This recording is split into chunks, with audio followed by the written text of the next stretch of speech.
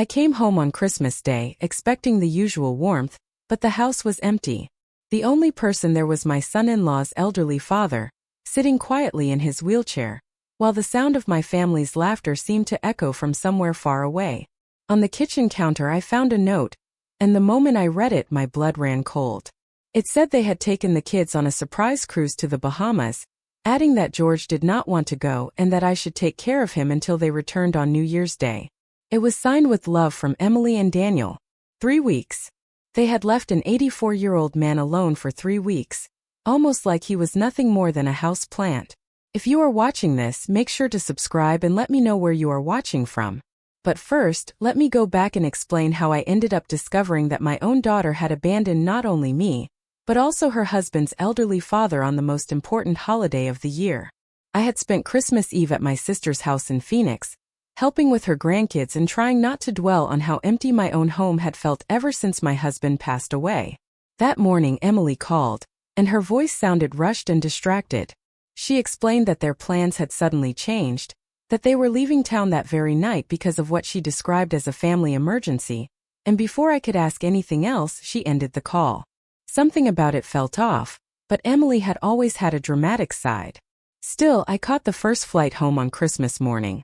When I arrived, my arms were full of presents I had spent months choosing. There were art supplies for Emma, video games for Jack, and something special for each grandchild I hardly got to see anymore. The house was supposed to be filled with noise and chaos, with a turkey in the oven and kids arguing over board games. Instead, I found George Bennett, left behind like yesterday's newspaper. When I knelt beside his wheelchair, he quietly addressed me as Mrs. Sullivan. His voice remained calm, but there was a sharp intensity in his eyes that I had not expected, and he explained that he had been waiting for me. I immediately asked what had happened and where everyone had gone. He gave a faint, unpleasant smile and said they had gone on their cruise, but certainly not because of any emergency.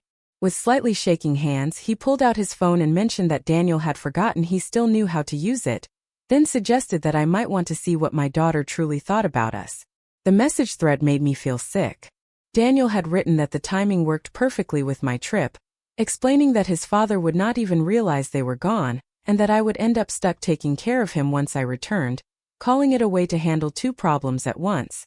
Emily responded by saying it was a brilliant idea, adding that I had become too clingy since my husband died, and that this situation would show me that their lives did not revolve around my schedule. I read it twice, my hands trembling. My own daughter called me clingy and had planned to use me as unpaid help while they enjoyed themselves in paradise. George then quietly added that there was more, much more, explaining that they had been planning this for months and that both of us had simply become inconveniences to them. I looked into his eyes and saw my own pain reflected there. We were 2 discarded parents, forgotten and pushed aside by the children we had raised and sacrificed everything for. He then asked what I thought about reminding them exactly what they had thrown away. I nodded, feeling something cold and determined settle inside me, and asked what he had in mind. He replied with a sharp, almost predatory smile that we had 3 weeks and nothing but time, and that by the time they returned, they would understand exactly what abandoning family truly costs. That was the moment I realized that our Christmas gift to each other would be watching our ungrateful children learn the hardest lesson of their lives. George Bennett was not the weak, confused old man I had expected. As he skillfully moved his wheelchair into the kitchen, I understood that I had only been seeing what my daughter wanted me to see. I asked if he wanted some coffee while still thinking about everything he had revealed, and he told me that would be good and that I should sit down because we had work to do. The way he said it sent a chill down my spine, yet instead of pulling back I felt ready. Good. I was tired of being the sweet, accommodating mother who kept absorbing every slight with a polite smile. I asked him how long he had known, pouring coffee into my best china, thinking that if we were preparing for something like a war, we might as well use the good things. He responded by asking what exactly I meant, then calmly listing it all, whether I was referring to the fact that his son had married my daughter for her inheritance, that they had been slowly isolating both of us, or that they were planning to place him in a nursing home the moment he became inconvenient. My cup rattled against the saucer as I struggled to believe it, asking if Emily could really do something like that. George reached into the bag hanging on his wheelchair and pulled out a folder. He explained in a steady voice that he might be old, but he was not foolish.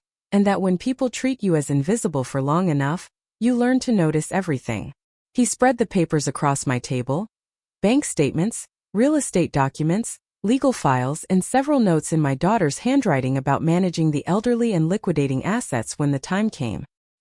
He continued, explaining that they had been planning this for 2 years. Ever since my husband died and I became a wealthy widow, Daniel had convinced Emily to move in with me under the excuse of helping me through my grief, while in reality they were positioning themselves.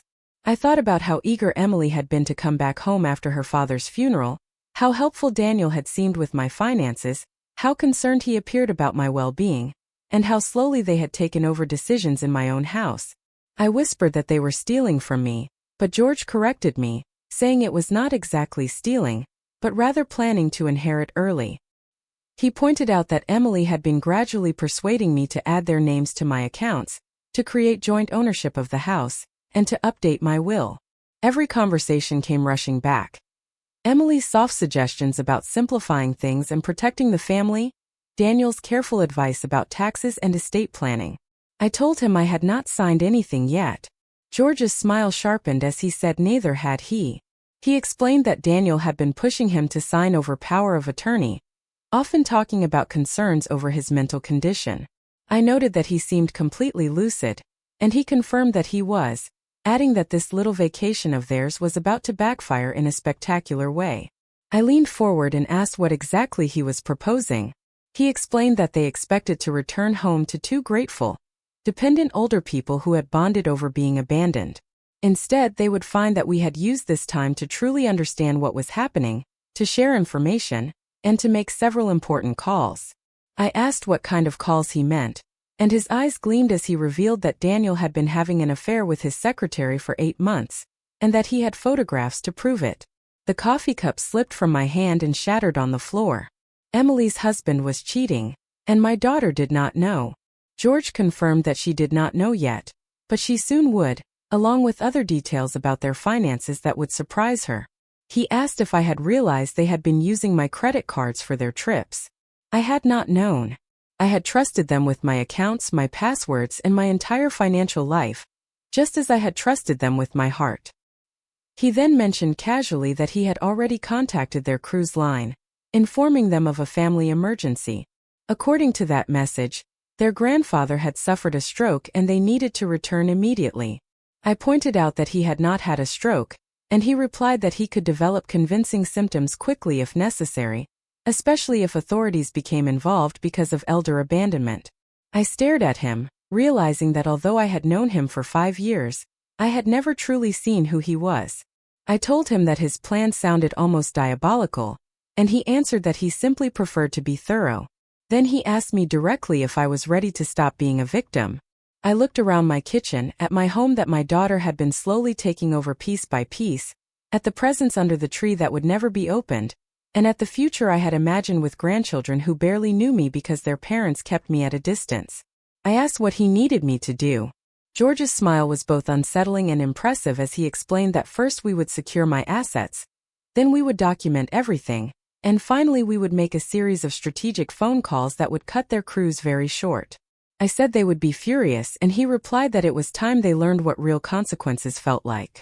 That was when I understood that Christmas morning had not only brought me an abandoned old man, but also the perfect partner for the most satisfying revenge of my life. By December 28th, George and I had transformed my quiet house into a command center for justified revenge. The dining room table was covered with evidence, bank statements showing unauthorized purchases, photographs of Daniel with his secretary, and a timeline of lies my daughter had told me over the past 2 years. George adjusted his glasses while reviewing the credit card statements and pointed out that they had charged $4,000 to my account just that month. Restaurants I had never even heard of, a jewelry store, and something listed as Tropical Paradise swimwear. The realization made me feel sick.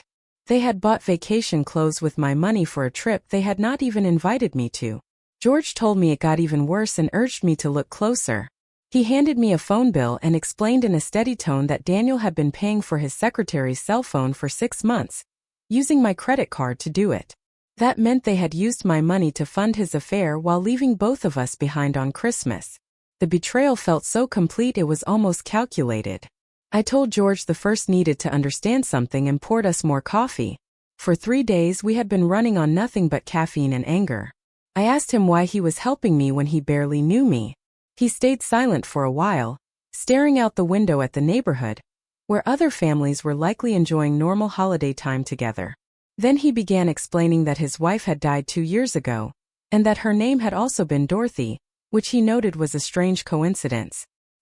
He spoke about her with quiet intensity, saying she had meant everything to him. When she became ill, he had told Daniel they needed to sell the house and use their savings for her care. Instead, Daniel convinced him to wait, claiming he would handle everything and that he had a better plan. George's voice hardened as he explained that the plan had been to rely on Medicare for the cheapest care possible, move them into a facility, and sell their house. His wife had died in a place that smelled of disinfectant and despair, all because he had trusted his own son. I told him how sorry I was, but he continued, explaining that Daniel had promised she would come home, and that they would have more time together. Instead, he had only been given 3 more months with a woman who no longer recognized him, because they could not afford the medication that might have slowed her condition. At that moment I understood the strength in his eyes. This was not only about being abandoned at Christmas. It was about a son who had allowed his own mother to suffer while protecting his inheritance. George then pointed out that while my daughter might not know about the affair, she had known about the cruise and had still chosen to leave us behind. That, in his view, made her just as responsible as Daniel. My phone buzzed just then. It was a message from Emily saying they were having an amazing time, that the weather was perfect, and that she hoped George and I were getting along, followed by 3 cheerful emojis. There was not a single question about how we were managing or whether we needed anything. I said they had no idea what was coming, and George calmly replied that they were about to find out. He explained that he had already called the cruise line that morning and reported a family emergency, stating that Daniel's father had suffered a stroke and needed him home immediately. I asked if they would believe it, and he assured me they already had. The ship was scheduled to dock in Nassau the next day, and Daniel and Emily had been informed that they needed to return home immediately due to a medical emergency. A dark sense of satisfaction settled in as I realized they would be panicked. George agreed and added that by the time they arrived, panic would be the least of their concerns. He wheeled himself over to the folder we had labeled as evidence and explained that he had been documenting everything for months. Daniel's affair, their financial manipulation, and even forged signatures on documents they thought he would never notice. I repeated the words about forged signatures, trying to process them, and he clarified that they had been practicing my signature. He showed me the papers and explained that they had been planning to transfer my house into joint ownership, while I was still overwhelmed with grief. The coffee suddenly tasted bitter as I asked how long he had been planning all of this. He explained that he had not originally been planning anything, that he had simply been an old man trying to endure his son's neglect. But when I walked through the door on Christmas morning and he saw the same pain in my eyes that he felt himself, something changed. His expression shifted into something sharp as he said that revenge was always better when shared with the right person. I asked what our next move would be. He explained that the following day, when they called in panic about returning home, I needed to sound deeply concerned about him, and that his stroke symptoms would appear very convincing. After that, we would make sure their return home would be exactly what they deserved. Then George pulled out one more document, and the sight of it made my blood run cold. It was a nursing home application with my name written on it in my daughter's handwriting, but with my forged signature. I whispered that they had been planning to put me away as well. George explained calmly that eventually that was exactly their plan, but first they needed me to sign everything over to them, since transferring assets would not be as easy once I was in a nursing home. That was the moment it truly hit me. My daughter had not just abandoned me for Christmas. She had been planning to erase me completely. I asked George quietly how much time we had. He replied that they would land the next evening, which gave us exactly 24 hours to prepare for what he called the most educational homecoming of their lives. I told him that was perfect because I had just figured out exactly how to make them pay for everything they had done. The call came at 6:47 in the morning on December 29th, just as George and I were finishing our preparations. When I answered, Emily's voice was sharp with panic as she asked about George, saying they had just been informed he had a stroke, demanding to know how he was and why I had not called them immediately. I glanced at George, who was calmly sipping his coffee and looked healthier than men half his age. He had already coached me on what to say. I explained to Emily that everything had happened very quickly, carefully adding a tone of confusion and distress, telling her that he had collapsed the previous evening, that I had called emergency services, and that he had been taken to the hospital. I added that the doctors were saying the situation was very serious. She asked if he was conscious and able to speak. George held up a sign that read barely responsive with right side paralysis. I repeated that he was barely responsive, that the right side of his body was not functioning properly, and that the doctors were still running tests but wanted the family to come immediately. Emily said they were flying back that same day, and would be home by the evening. She added that I sounded exhausted. I told her I had been at the hospital all night because I did not want him to be alone. There was a brief silence before she responded more softly, saying that it was good of me to stay with him, and that they would be there as soon as possible. After I ended the call, George and I sat quietly for a moment, both satisfied. He remarked that I handled it naturally, and I replied that years of marriage had taught me how to deal with dramatic situations. I added that his son had no idea what he was about to face. George pointed out that Daniel would likely ask for medical records right away, and asked if I was ready for the next phase. Phase 2 was simple but effective. George had a friend, Dr. Caldwell, who had treated his wife during her illness, and who had a strong sympathy for elderly patients who had been mistreated by their families. George explained that Dr. Caldwell had agreed to admit him for observation that afternoon, using stress-induced heart palpitations as the reason, and that he would remain overnight for monitoring. I noted that this was brilliant, because by the time Emily and Daniel arrived, George would actually be in the hospital with legitimate medical concerns caused by the emotional strain of abandonment, making the situation not entirely false. While George finalized arrangements with his doctor, I focused on preparing Emily's surprise. I had spent the entire night reviewing financial records, credit card statements, and every piece of evidence that showed their betrayal. The photographs George had given me were especially damaging. Images of Daniel with his secretary Linda at a restaurant I had unknowingly paid for, the two of them checking into a hotel during what had been described as a business trip, and even shopping together for jewelry that later appeared under our Christmas tree as Daniel's gift to Emily. But it was the documents that would truly destroy them.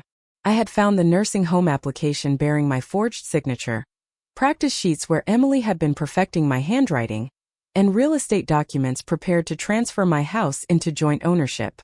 I told George they had been so confident I would never find out, believing I was just a confused widow who would sign anything placed in front of me. He replied that underestimating us had been their first mistake, abandoning us their second, but their biggest mistake was assuming we would quietly accept being pushed aside. At 2 in the afternoon, George left for the hospital in an ambulance arranged by Dr. Caldwell. To anyone watching, it appeared to be a genuine emergency. I followed in my own car, playing the role of a concerned family friend. George was placed in a private room filled with convincing medical equipment, including monitors and intravenous lines. Dr. Caldwell explained the condition I should describe to Emily and Daniel, saying it presented as stroke-like symptoms caused by severe emotional distress, with potential heart complications, which was very serious for someone his age who had been under such pressure. I asked how long he would be able to keep George there, and he replied that it would be for as long as necessary for his recovery. Elderly abandonment is a serious trigger for health crises, and as the doctor had said, he had seen cases like this before. By 5 in the afternoon I was back home waiting for them. Their flight was due to land at 8 in the evening. They would head straight to the hospital, where they would find George looking convincingly frail, hooked up to real medical equipment. But before that, they would stop at the house to drop off their luggage, and that was where they would find the surprise I had carefully arranged on my dining room table. Every piece of evidence was laid out in neat piles. Every photograph, every forged document, each one marked with sticky notes in my handwriting explaining exactly what it was. The credit card statements had their charges circled in red, the photos exposed Daniel's affair, and the nursing home application sat beside the sheets where Emily had practiced copying my signature.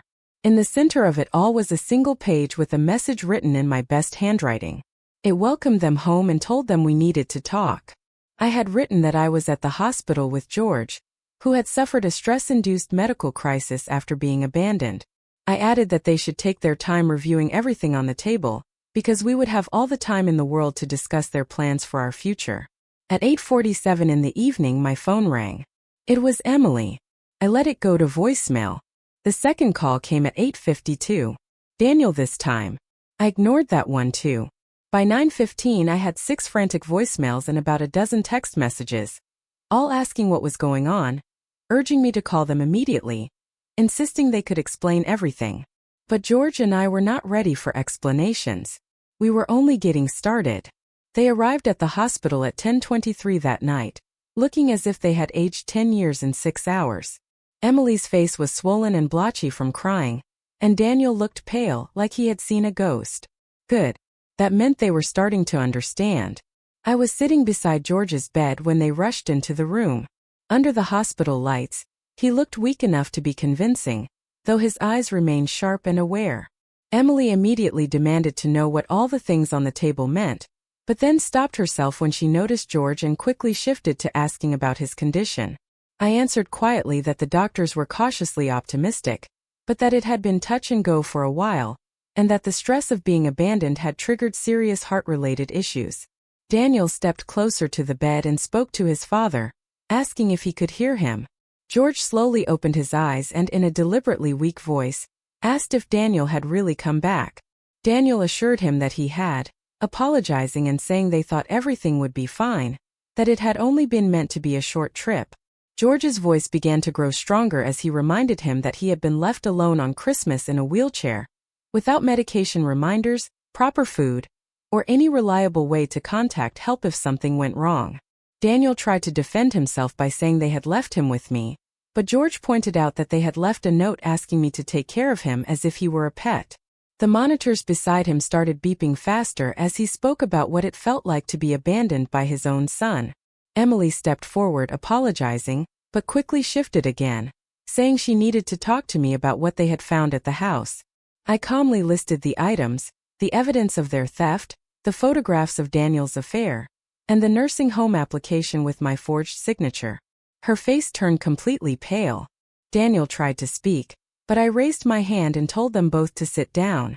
They obeyed, sitting in the uncomfortable plastic chairs like children called into a principal's office.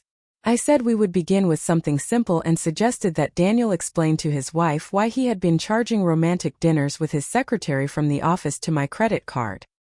His mouth opened but no words came out, and Emily turned to stare at him. Then I suggested that Emily explain the nursing home application she had prepared for me, including the practice sheets where she had worked on copying my signature, until it looked perfect. She tried to deny it, saying it was not what it seemed, but I pointed out that it looked exactly like fraud. I asked George what it looked like to him. By then, he had pushed himself more upright in the bed and was looking stronger by the minute. He said it looked like 2 people planning to systematically rob and abandon their elderly parents. Emily protested, insisting that was not true, and that they had only been trying to help manage things, adding that I had been confused since my husband died. I asked if I had been confused enough not to notice my own credit cards being used for their vacation wardrobe, or confused enough not to realize they had been taking money from me for 2 years. I pulled out my phone and showed them the banking app, explaining that I had tracked every charge, every withdrawal and every transaction. Daniel finally spoke, trying to justify it by saying it was not stealing when family helped family. I stated the number clearly, $47,000. That was how much they had charged to my accounts without permission over the past 2 years. I added another figure, $12,000 taken from my checking account for their mortgage payments. Emily's face crumpled as she said they had planned to pay it back. I asked when that would have happened, after they declared me incompetent, transferred my assets, placed me in a facility and sold my house. She insisted that they had never intended to put me in a facility. George laughed, a sound completely without humor. He asked why they had filled out the application, why they had practiced my signature, and why they had even researched places that would take both of us. The silence in the room was deafening, with only the steady beeping of George's monitors breaking it. I asked quietly if they wanted to know what really hurt. It was not the money and not even the lies. It was the fact that they thought I was too stupid to figure it out, that they believed they could manipulate me simply because I was old and because I loved them. Emily began crying again. begging that everything could be fixed and that they would pay it all back. I asked with what money, the same money they did not have because they had been living beyond their means for years, the same money they were planning to take from us. Daniel stood up abruptly and said this was ridiculous, that we were both fine, that his father was clearly feeling better, and that the whole situation had been blown out of proportion. George told him to sit down, and something in his voice made Daniel obey immediately. He added that they were not finished. I checked my watch and said that actually we were done for tonight. Visiting hours were over, and George needed his rest. I told them we would continue this tomorrow and that they should come to my house at 10 in the morning, both of them, because we would be discussing the terms of their rehabilitation. Emily looked confused at the word terms. George smiled in a way that could have frightened anyone, and pointed out that they could not simply apologize and return to normal as if nothing had happened. I stood up, gathered my purse, and told them I would see them in the morning and that they should sleep well. As I walked out, I heard Emily quietly ask Daniel what he thought we were planning. If they had to ask, then they really did not know us at all, but they were about to learn. George was discharged the next morning with a clean bill of health, and a doctor's note stating that his condition had been caused by acute stress from family abandonment. Dr. Caldwell had been very thorough with his documentation, and I was grateful for that. At exactly 10 in the morning, Emily and Daniel knocked on my door. They looked like they had not slept.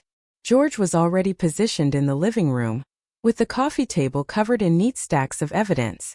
I asked them to sit down politely, as if we were having a normal family conversation, and offered them coffee. Emily immediately said they just wanted to fix everything, and that they would do whatever we asked. I said that was good to hear and then asked George if he would like to begin.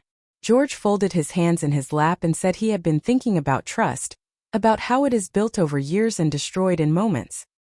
He reminded Daniel that he had trusted him with his financial information because he was his son, and that he had trusted him to care about his well-being.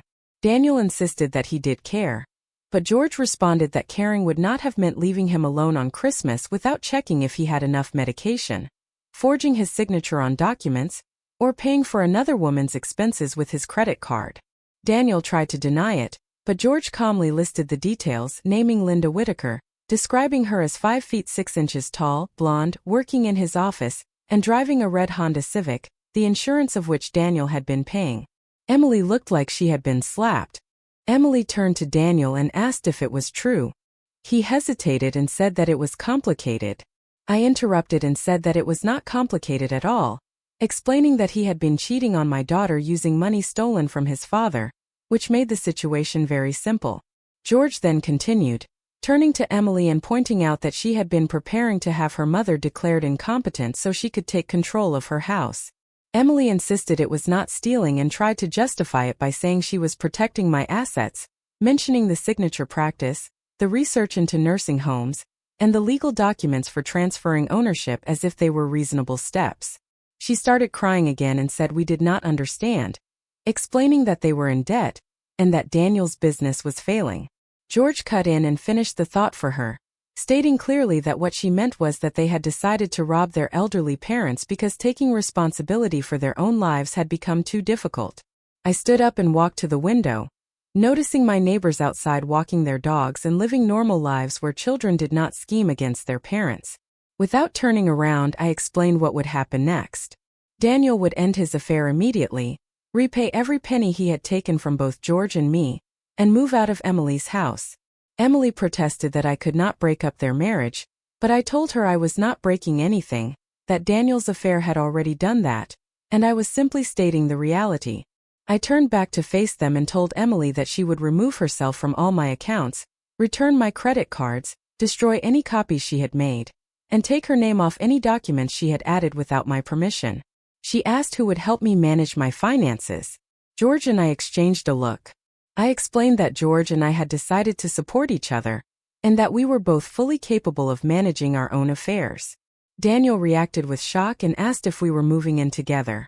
George answered calmly that we were considering our options, pointing out that I had a large house with plenty of space, and that he could offer resources and companionship, making it a practical arrangement. The truth was that we had discussed it practically, not romantically, two people who had been pushed aside by their families deciding to pool resources and support each other. Daniel said it was insane and argued that his father barely knew me. George replied that he knew enough. He knew I had not abandoned him on Christmas, had not stolen from him, and did not see him as a burden, which was more than he could say about his own son. Emily cried harder and pleaded that we were still family, and that we could not just cut them off. I told her gently that I was not cutting them off, but setting boundaries, and that they could earn their way back by showing they understood what family truly meant. Daniel asked how in a much quieter voice. I told him they could start by paying back the money, all of it, and then begin treating us like people instead of problems to manage. George then took out a document from his folder and explained that we had prepared a payment plan, stating that based on their combined income, they could repay the $59,000 they had taken over the next 5 years. Emily reacted with shock at the amount. I explained that it included interest and fees for the unauthorized use of the credit cards, and that George had calculated everything carefully. Daniel stared at the payment schedule, realizing that it meant no vacations, no new furniture, and no unnecessary spending. George agreed and added that they would finally have to live within their real means. I sat back down across from them and explained that they had 2 choices: accept these terms and work to rebuild our trust, or refuse and continue their lives without us. I added that if they chose the second option, we would proceed with charges for fraud and theft. Emily asked quietly if we would really send them to jail. George corrected her calmly, saying that we would let the justice system handle the consequences of their choices, just as we were doing now. They sat there in stunned silence, finally realizing that we were not the helpless elderly people they had believed they could manipulate. Daniel eventually said they needed time to think. I agreed and told them they had until noon the next day to give us their decision. After they left, George and I sat quietly for a few minutes. He asked if I thought they would agree. I said they did not really have a choice, since the alternative was criminal charges. He asked what would happen if they decided to call our bluff. I smiled and said that in that case, they would find out very quickly that we were not bluffing. George nodded, clearly approving, and said he had never expected Christmas to feel this satisfying. I reminded him that we were not finished yet, and that the next day was when they would truly understand what happens when you betray family. They did not wait until noon. At 8 in the morning on December 31st, my doorbell rang with the urgency of people who had spent the entire night calculating how serious their situation was. Emily stood on my porch alone, looking as if she had aged 10 years overnight. I asked where Daniel was without inviting her inside yet. She said he had left, that he packed a bag the night before and walked out, claiming he could not handle the pressure and needed space. George wheeled himself up behind me and asked whether Daniel had taken anything valuable with him. Emily gave a bitter laugh and said he had emptied their checking account, taking about $2,000, while everything else was now frozen because of the investigation we had supposedly started. I had not actually triggered any investigation yet, but I did not correct her assumption. It was better if she believed things were already in motion. George observed that Daniel had now abandoned her as well, which seemed to be his pattern. Emily said quietly that she deserved it, all of it, but that I needed to understand something. She explained that the nursing home plan and the practice with my signature had originally been Daniel's idea. He had convinced her that I was showing signs of dementia. I pointed out that she had believed him without speaking to a doctor or even talking to me. She said he had shown her examples, moments when I had forgotten conversations, paid bills twice, or been confused about my medication after my husband died. I looked at her and told her that I had not been confused, I had been grieving, and that there was a difference. She admitted she understood that now, but at the time Daniel had made it sound like concern, like he was trying to protect me before something worse happened. George and I exchanged a glance, realizing this was something we had not expected. I finally told her to come in and explain everything. Over coffee, Emily described 2 years of manipulation that made my stomach turn. Daniel had been documenting normal grief behavior, small memory lapses and moments of confusion, turning them into supposed evidence of mental decline. He had convinced her I was becoming a danger to myself. She said he claimed I had left the stove on twice, gotten lost driving, and even called him in the middle of the night asking where my husband was. None of it had happened. She admitted she knew that now, but at the time he had seemed so concerned and protective, insisting they needed to act before I harmed myself or lost everything. George leaned forward and asked what had changed her mind. She said that when they came home and she saw all the documents and evidence we had gathered, she realized that someone with dementia would not have been capable of organizing all of that or tracking every transaction, lie, and theft. She said it made her realize I had been watching them. I admitted it had not been the whole time, only the past 6 months when I started to feel something was wrong. George added that the credit card statements had been the first clue, especially when he noticed charges in places where Daniel claimed to be traveling alone for business. Emily winced and asked how long he had known about the affair. He told her it had been since August and that he had even hired a private investigator. She looked shocked at that, but George reminded her that being old did not mean being helpless, and that when someone starts stealing from him, he investigates. She asked why we had not confronted them earlier. George answered that accusations meant nothing without proof. Emily sat quietly for a while and then asked what would happen now. She explained that Daniel was gone, that she could not afford the house without his income, and that she still owed us almost $60,000. I told her it depended on why she was there, whether she wanted to negotiate or take responsibility. She said she wanted to take responsibility, but that she needed real help, not just punishment. This was the moment George and I had discussed the difference between revenge and justice. Revenge would have meant letting her lose everything. Justice meant giving her a chance to rebuild properly. I told her what would happen next. She would move back home not to take care of me but so that we could support each other. She would pay reasonable rent, which would go toward paying back what she owed. As for Daniel, I explained that he had made his choice when he ran instead of facing consequences, while she was making hers right now. Emily started crying again. But these tears were different, filled with relief rather than desperation. George added that there were conditions. He explained that there would have to be full financial transparency, no access to my accounts without written permission and witnesses, and counseling so she could understand how she had allowed herself to be convinced to betray her own mother. Emily said she would do anything. George responded that it was good because we would also be pressing charges against Daniel, for theft, fraud, abandonment, all of it. He explained that she could either cooperate with the investigation or risk being charged as an accomplice.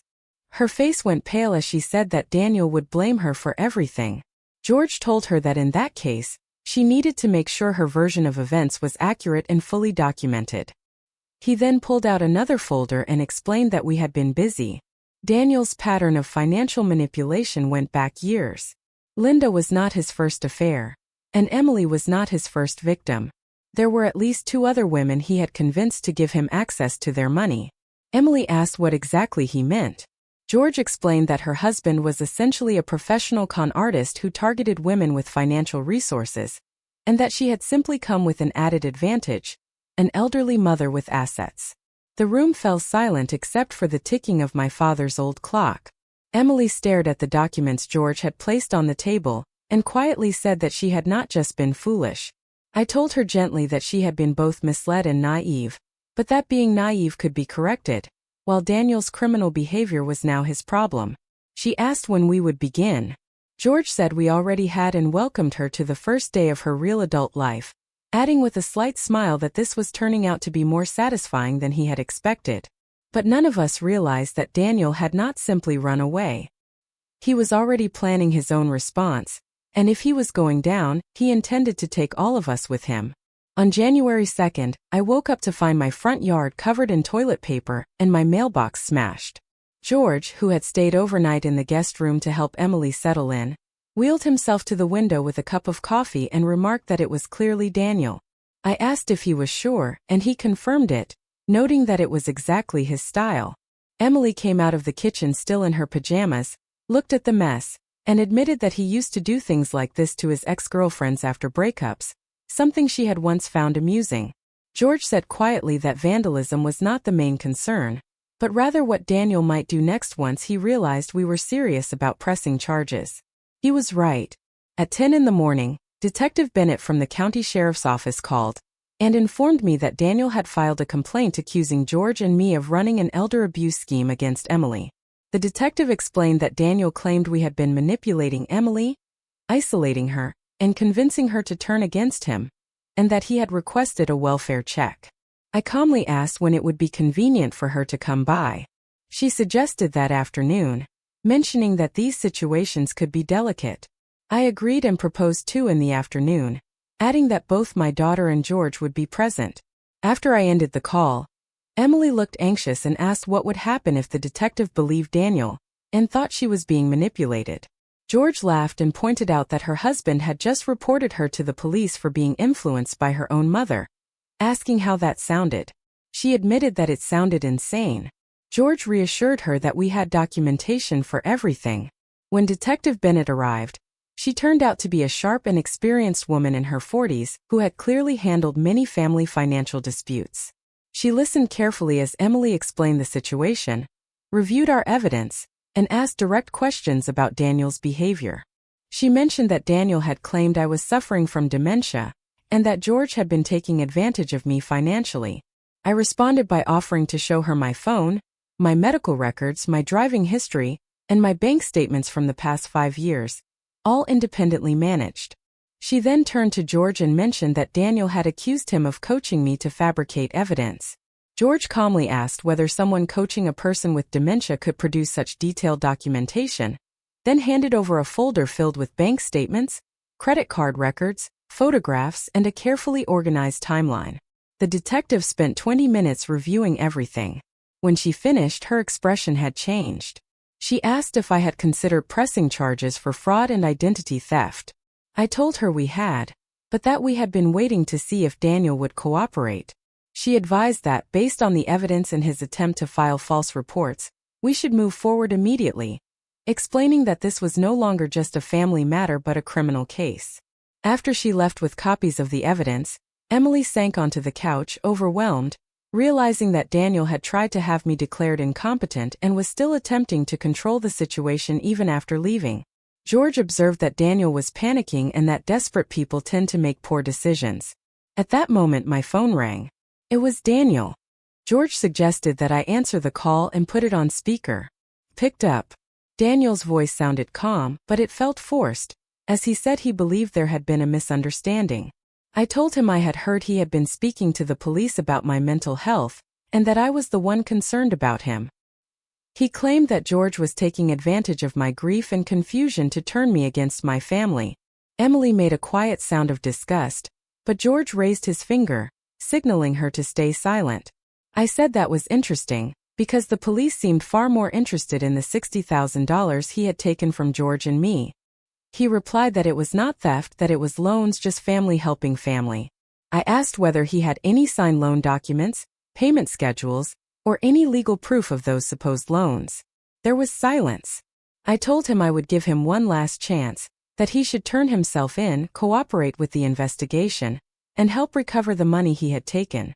I added that maybe the prosecutor would consider that cooperation when deciding on charges.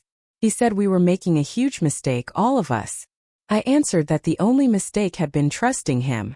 He then said there were things I did not know, things about Emily that would change how I saw her. Emily went completely still, and George and I exchanged a glance. I asked what things he meant. He told me to ask her about Phoenix, about the job she had really lost, about why she had needed to move back home so urgently, and about the money that had gone missing from her employer's account. Then the line went dead. Emily stared at the phone with a look of absolute fear. I spoke gently and asked her to tell me what was going on.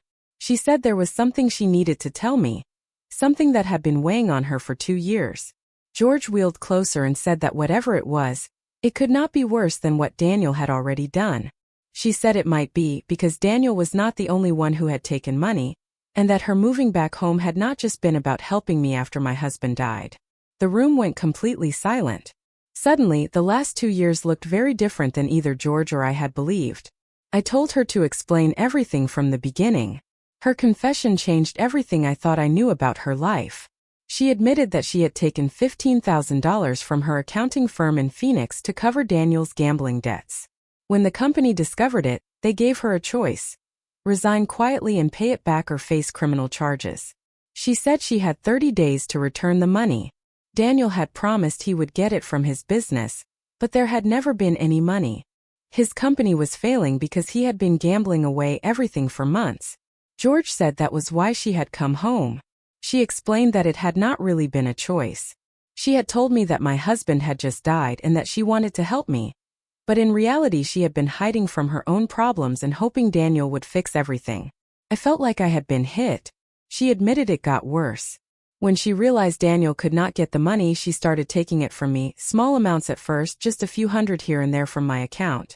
She told herself it was temporary, and that she would repay it once things improved. But things never improved because Daniel kept gambling away everything that came in. So she kept taking more, and when the credit cards arrived, Daniel suggested they use those as well, just until things got better. George remained calm and asked how much of the $60,000 had been for the Phoenix situation. She said about $20,000, and that the rest had gone toward Daniel's gambling and their living expenses. George summed it up, saying that she had been taking money from her mother to cover taking money from her employer, all connected to her husband's gambling. She said yes. The silence stretched and became uncomfortable. I looked at my daughter and saw someone I did not recognize. Not just a victim but someone who had been making serious choices for years. I finally asked if there was anything else. She said there was one more thing. Daniel had known about Phoenix from the beginning, and if he was arrested, he had threatened to tell the police about her actions. He claimed he had evidence that she had forced him to help take money from me. George let out a harsh laugh and said that meant Daniel was planning to throw her under the bus to save himself, and that he had already started by calling the police and making accusations. She said he had also claimed that she had been the one manipulating everything, that she had been taking money long before he was involved. I said that was not true.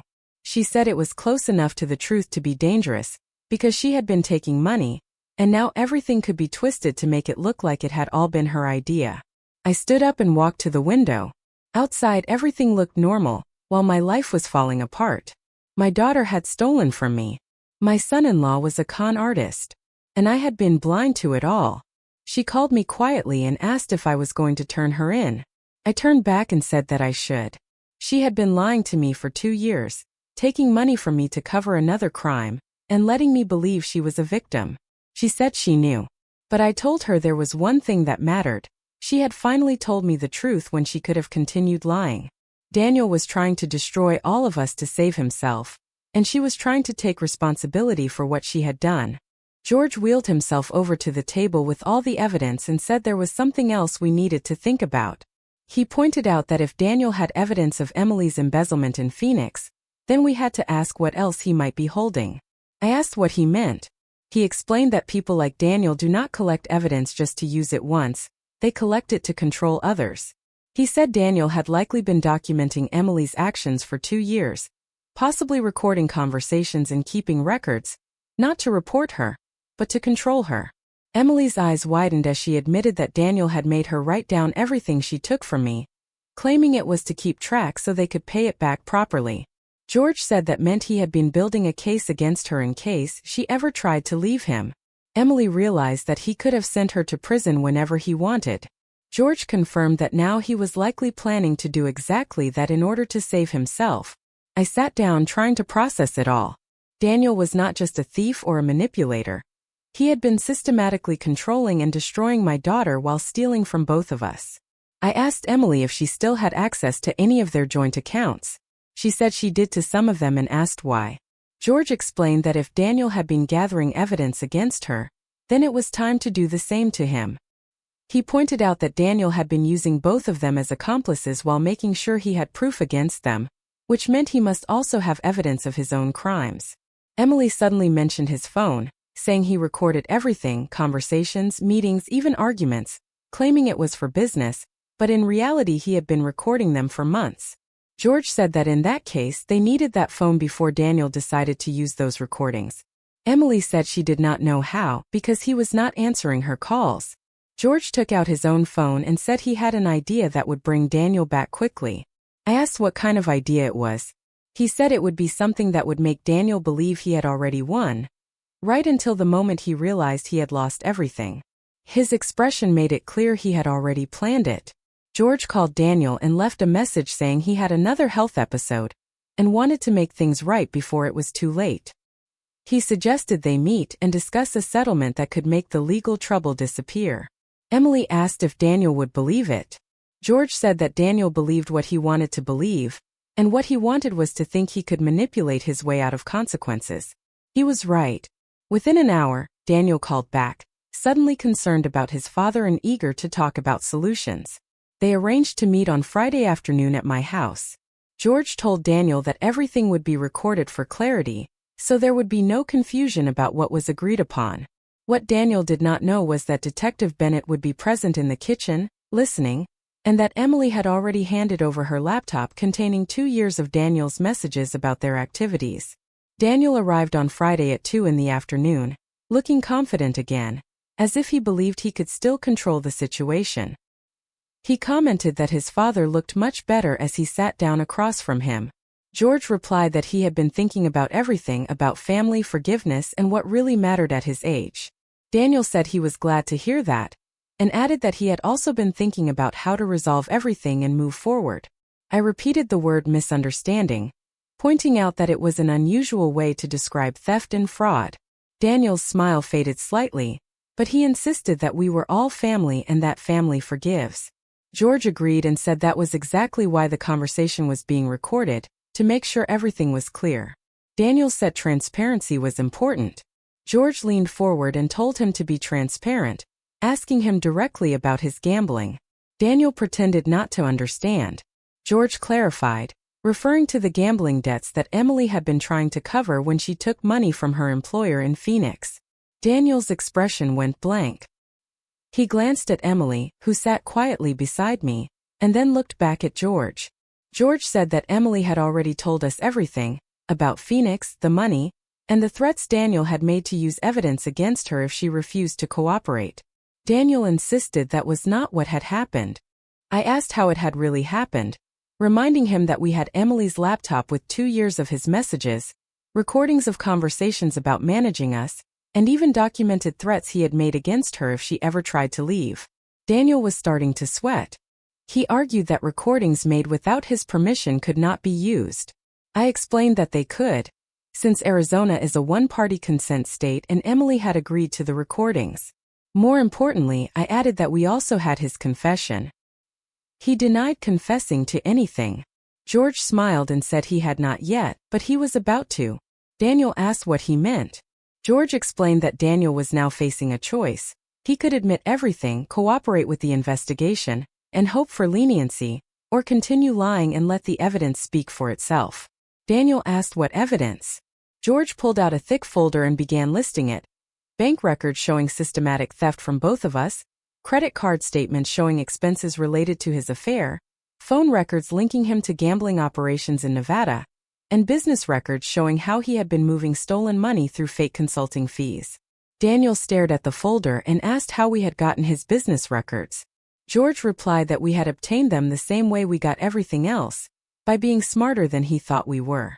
At that moment, Detective Bennett walked in from the kitchen and addressed him formally, informing him that he was under arrest for fraud, identity theft, and elder financial abuse. Daniel's face went pale as he accused us of setting him up. Emily answered quietly that she had simply grown up and stopped letting him use her to harm her family. As the detective read him his rights, Daniel kept looking around the room as if he could not understand how he had lost control. He said it was not over and claimed he knew things about all of us that could destroy us. George responded calmly that this was exactly what over looked like, even if Daniel had not realized it yet. After they took him away, the three of us sat in silence for a few minutes. Emily finally asked what would happen to her now. I told her that it depended on what she chose to do next. Before leaving, Detective Bennett had explained that the prosecutor was willing to consider a plea deal. Full cooperation, complete repayment and community service, with no jail time if she testified against Daniel and addressed the situation in Phoenix.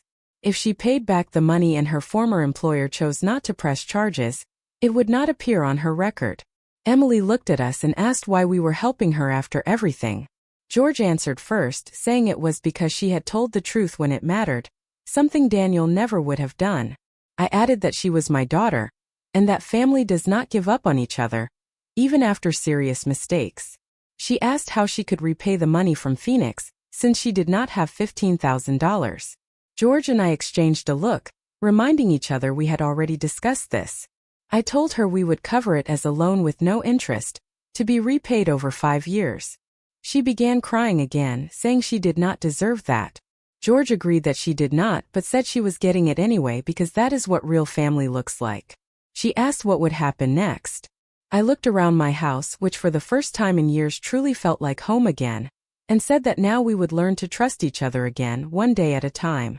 6 months later, I was standing in my kitchen making coffee when I heard George's wheelchair coming down the hall.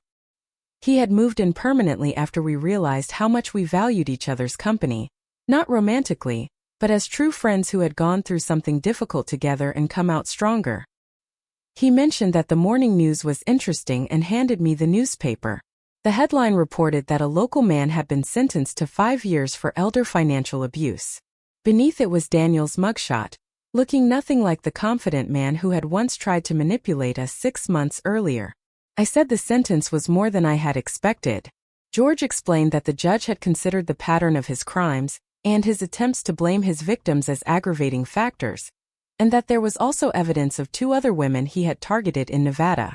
Emily came in from the dining room, where she had been working on her laptop.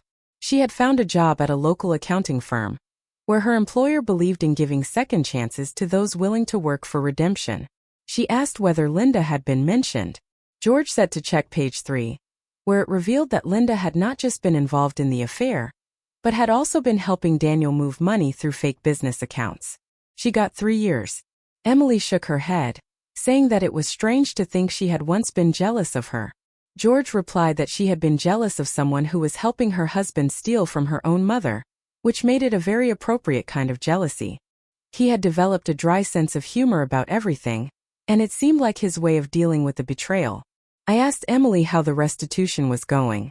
She said Phoenix had been fully paid off thanks to the loan from George and me, and that she still had 3 more years of payments to us, but she was already ahead of schedule.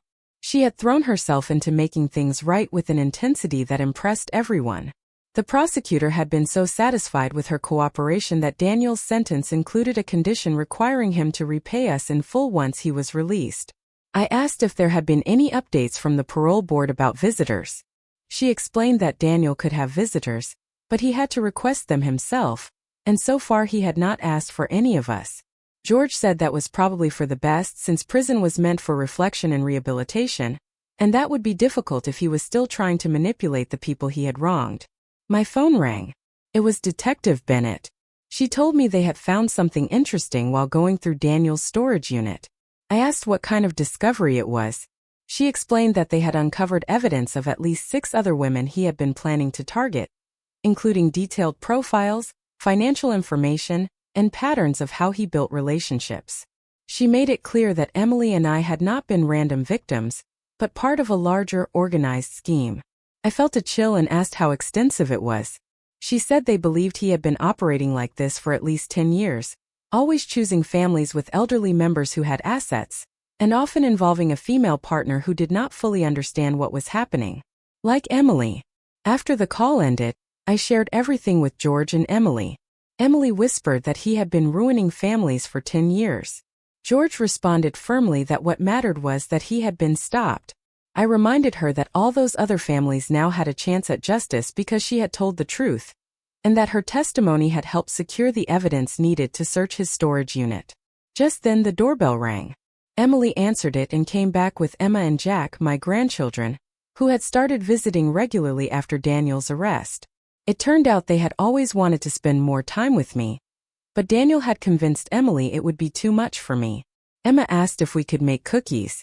I said yes and asked George if he wanted to help supervise. He said someone had to make sure we did not burn down the kitchen. As the children went through my baking supplies and Emily set up her laptop to work while keeping an eye on them, I realized something had changed in my life. It was not only that we had stopped the people who were hurting us, but that we had learned to trust each other in a deeper way than before. George said it was funny, watching Emma carefully measure flour, that Daniel had thought he was destroying our family, but instead had ended up creating a better one. He was right. Emily and I spoke more honestly now than we had in years. George had become a part of the family I never knew I needed. The children seemed calmer and happier without the tension that used to surround everything when Daniel was around. Emily asked if I thought Daniel had planned any of this, meaning how everything had turned out. I said that Daniel had only ever planned destruction, and that what we had now was something we had chosen to build from the damage. She asked if I had any regrets. I thought about the money, the broken trust, and the months of confusion before we understood the truth. I said I had no regrets except one. She asked what it was. I said I regretted that it had taken us so long to realize we could trust each other. George looked up from helping with the eggs and said it was better late than never. I agreed that it was much better. As the afternoon sunlight filled my kitchen and the house echoed with the sounds of my family, the real family we had built through honesty and second chances, I realized this was the best Christmas gift I had ever received, even if it had taken 6 months to fully unwrap. Thanks for listening. Don't forget to subscribe and feel free to share your story in the comments. Your voice matters.